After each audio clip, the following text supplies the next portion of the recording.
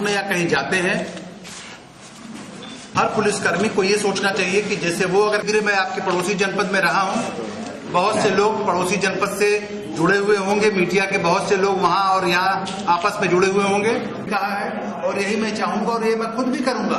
केवल मैं इनसे मेरी अपेक्षा नहीं है, मेरा भी यही होगा कि छोटी से छोटी घटना के मौके पे जाए, देखें, ताकि लोगों के अंदर एक कॉन्फिडेंस बिल्डिंग बहुत जरूरी है। उनका निराकरण होता रहेगा, नई समस्याएं आएंगी, उनका निराकरण होगा। अगर किसी सोसाइटी में समस्याएं आती हैं तो इसका मतलब वो जागरूक समाज है। अगर समस्याओं के बारे में लोग बात करना बंद कर देते हैं तो वो डेड समाज माना जाएगा। कि सब आप लोग मिलके इसी दिशा में काम करें और जो भी आप मेरा सहयोग लेंगे मैं तत्पर रहूंगा। आपका सहयोग करने के लिए मेरी पूरी टीम तत्पर रहेगी। अगर कहना चाहते हैं तो आप बताइए।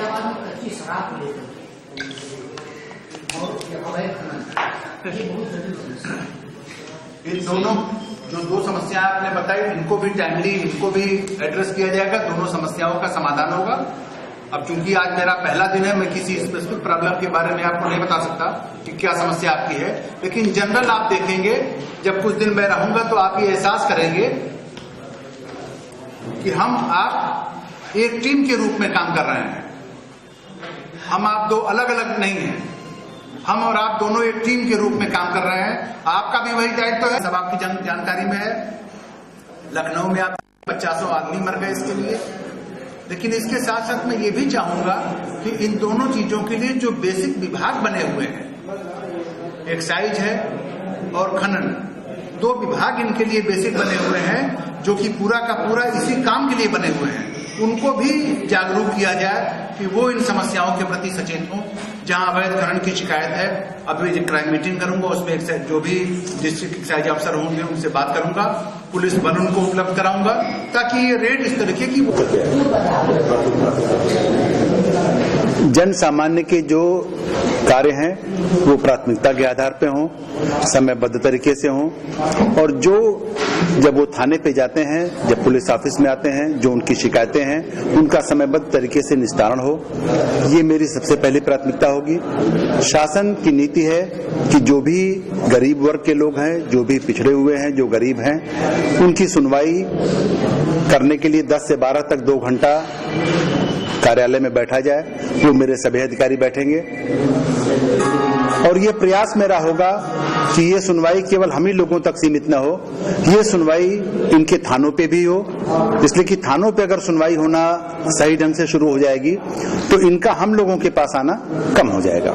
सबसे बड़ा मुद्दा अयोध्या की सुरक्षा को लेकर हमेशा आतंकवादियों की लिस्ट में रहता है, तो उसको लेकर आपकी क्या रणनीति? अयोध्या और राम जन्मभूमि, ये पूरी सुरक्षा को लेके पूरा इसका एक खाका बिल्कुल पहले से खिंचा हुआ है, जिसके तहत रेड जोन, आइसोलेशन कॉर्डन और येलो जोन, ये 3 कैटेगरी में पूरी राम जन्मभूमि और अयोध्या की सुरक्षा को बांटा गया है। उसमें प्रॉपर पुलिस का डिप्लॉयमेंट हो, जो लोग वहां लगाए गए हैं वो इतने सिंसियर हों, उनको इतना बार बार उनको बात करके उनको सचेत किया जाए कि वो अपनी ड्यूटी के प्रति सचेत रहें। ये मैं प्रयास करा रहा हूं, ये मैंने आज ही से शुरू भी कर दिया है। प्लस जो इनका एक तरीके से अयोध्या की और राम जन्मभूमि की सिक्योरिटी के लिए जो व्यवस्था पहले से बनी हुई कि महीने में एक बार मेरे और डीएम के स्तर से ये रिव्यू होता है, 3 महीने में एक हाई पावर कमेटी आती है जिसमें कि डीजी और कमिश्नर साहब सभी होते हैं, उसको रिव्यू करते हैं। तो एक ये प्रक्रिया बनी हुई है, उसी प्रक्रिया के तहत इसको मैं देखता रहूंगा। कहीं कोई बीच में अगर ऐसी बात आती है कि किसी पॉइंट को और स्ट्रेंथन करना है, कहीं कोई दिक्कत की बात है या कहीं कोई कमी है, तो उसको रिव्यू करके उसको पूरा कराऊंगा। बीच बीच में जो त्योहार आते हैं, जैसे आप अवगत है कि महाशिवरात्रि का त्योहार है, शिवरात्रि के त्योहार पे भी भारी संख्या में भीड़ होती है, भीड़ होगी, लोग जाएंगे, हनुमानगढ़ी का दर्शन करेंगे, राम जन्मभूमि का दर्शन करेंगे। इन अवसरों पे विशेष सुरक्षा व्यवस्था वहां सुनिश्चित की जाएगी। अक्सर ये देखा जाता है, एक जनरली नहीं है कि लोग यहाँ आना नहीं चाहते हैं, ये महत्वपूर्ण तैनाती है और यहाँ काम करने का, एक्सपोजर का यहाँ बहुत ज्यादा मौका है, काम करने का बहुत ज्यादा मौका है। हम लोगों की रेगुलर प्रक्रिया ये है कि जैसे अगर कोई आईबी की ओर से या हम लोगों की गवर्नमेंट की ओर से जो रेगुलर सुरक्षा व्यवस्था चल रही है उसको और चाक चौबंद किया जाए। पहली प्राथमिकता मेरी ये होगी। दूसरी प्राथमिकता ये होगी कि अगर कोई इनपुट आता है, चाहे आईबी की ओर से आता है, चाहे स्टेट गवर्नमेंट की ओर से आता है, तो उस इनपुट पे प्रॉपर वर्क करके ये इंश्योर किया जाए कि कहीं कोई घटना दुर्घटना न होने पाए। कई मामलों में देखा गया है कि सत्ताधारी नेताओं का बड़ा दबाव रहता है, उसमें प्रभावित होता है। आप कितना महसूस करते हैं?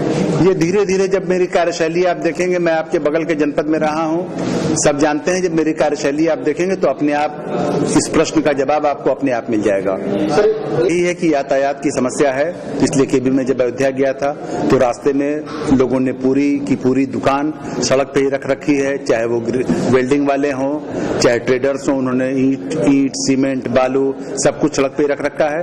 तो आपके माध्यम से जनपद वासियों से भी मेरा अनुरोध है कि सड़क चलने के लिए है, थोड़ा सेंस ऑफ ट्रैफिक उनके अंदर अपने आप भी होना चाहिए कि उनके एक जरा से कृत्य से दूसरों को कितनी असुविधा हो रही है, इसका एहसास अगर कर लेंगे, और ये एहसास मैं पुलिस फोर्स के माध्यम से, यातायात पुलिस कर्मियों के माध्यम से उनको कराने की कोशिश करूंगा।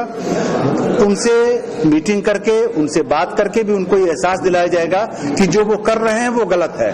और मेरा ये मानना है कि जब ये एहसास उनको दिलाया जाएगा तो धीरे धीरे इस